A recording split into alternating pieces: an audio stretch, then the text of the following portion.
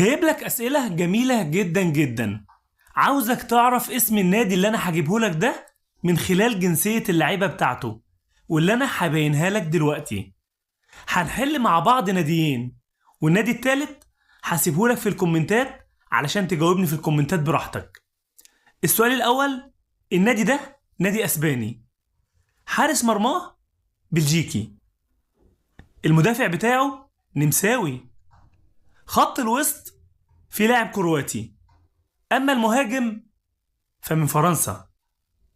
نشوف الإجابة مع بعض.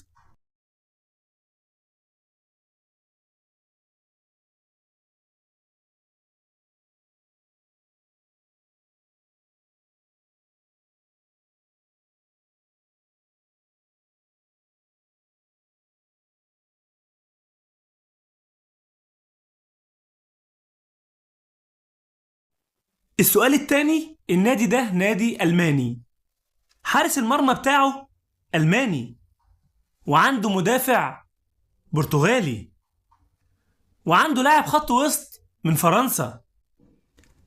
أما المهاجم بتاعه فهو مهاجم إنجليزي. يلا نحل مع بعض. الإجابات زي ما هقولها لك دلوقتي.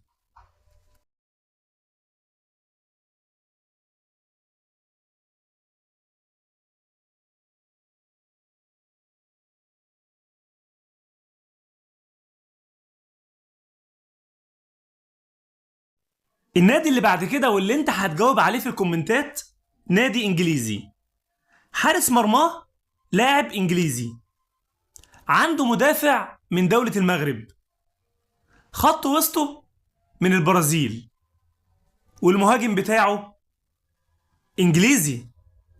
قول لي يا أبو الكباتن، النادي ده يبقى مين؟ نادي إنجليزي زي ما قلت لك. وما تنساش اللايك والمتابعة.